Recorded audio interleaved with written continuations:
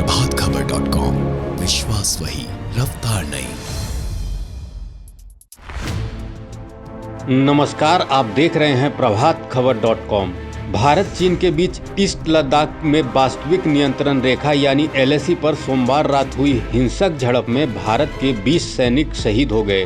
दावा किया जा रहा है कि चीन के भी कम से कम 43 सैनिक हताहत हुए हैं। इसमें से कई की मौत हुई है तो कई घायल हैं। बॉर्डर पर 1.5 महीने से चल रहे विवाद को शांति से निपटाने की हर संभव कोशिश जारी रही।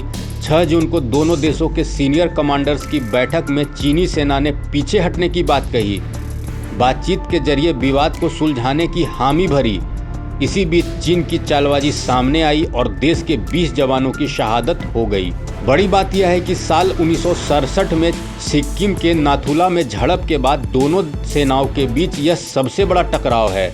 उस वक्त टकराव में भारत के 80 सैनिक शहीद हुए थे, जबकि 300 से ज़्यादा चीनी सैन्यकर्मी मारे गए थे। इस क्षेत्र में दोनों तरफ नुकसान ऐसे वक्त हुआ है जब भारत का सारा ध्यान कोविड-19 संकट से निपटने पर लगा हुआ है। बताया जाता है कि बॉर्डर कमांडर की बैठक के दौरान तय हुआ कि चीन PP 14, 15 और 17 पर चीन LAC के उस ओर जाएगा, लेकिन चीनी सैनिकों ने इसे मानने से इनकार कर दिया। भारत ने बार बार समझाया। इसी दौरान चीनी सैनिकों ने हमला कर दिया। भारतीय सेना के सूत्रों ने बताया कि झड़प में हथियारों का इस्तेमाल नहीं किया गया और अधिकतर जवान चीनी पक्ष के पथराव और लोहे की छड़ों के इस्तेमाल के कारण घायल हुए। घटना के बाद भारत ने कहा कि पूर्वी लद्दाख में भारत और चीन की सेनाओं के बीच हिंसक झड़प क्षेत्र में यथास्थिति को एक तरफा तरीके से बदलने के चीनी पक्ष के प्रयास के कारण हुआ है। पूर्व में शीर्ष स्तर पर जो सहमति बनी थी, अगर चीनी पक्ष उस पर गंभीर रहता तो ऐसा नुकसान नहीं होता।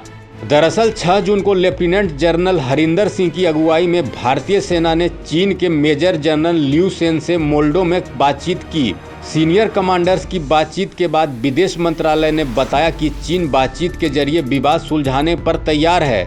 11 जून को चीनी विदेश मंत्रालय ने भी दावा किया कि दोनों देश मसले को आपस में सही तरीके से निपटा रहे हैं, लेकिन 16 जून को हिंसक झड़प हो गई। घटना के बाद PM मोदी ने कई राउंड की बैठक की और हालात की जानकारी ली।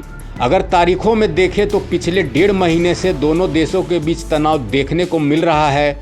5 और 6 मई की रात ईस्ट लद्दाख के पैंगोंग झील के पास दोनों देशों के सैनिकों की झड़प हो गई। इसके बाद 9 मई को नॉर्थ ईस्ट में सिक्किम के नाकुला सेक्टर में भी झड़प की खबरें सामने आई। 12 मई को LAC पर चीन के हेलीकॉप्टर देखे गए। भारतीय सेना के फाइटर जेट्स के तैयार होते ही चीनी सैनिक वापस भाग गए। 26 मई को PM मोदी ने बैठक करके मामले की जानकारी ली। 6 जून को दोनों देशों के कमांडर्स के बीच बातचीत हुई और चीन ने बातचीत का रास्ता चुनने की बात कही। दोनों देशों के बीच बातचीत जारी रही। इसी बीच 15 और 16 जून की रात चीन की चालबाजी सामने आई, जिसमें भारत के 20 वीर सपूत शहादत को प्राप्त हो गए। घटना के बाद PM मोदी पल पल की जानकारी ले रहे हैं, जबकि सेना के वरिष्ठ अधिकारी भी यथास्थिति पर नजर रखे हुए हैं। चीन की चालबाजी का देश भर में विरोध हो रहा है। लोग चीन को करारा जवाब देने की मांग भी कर रहे हैं। इस खबर में इतना ही। देश विदेश की तमाम बड़ी अपडेट्स के लिए देखते रहिए प्रभातखबर.com। प्रभातखबर.com, विश्वास वही, रफ्तार नहीं।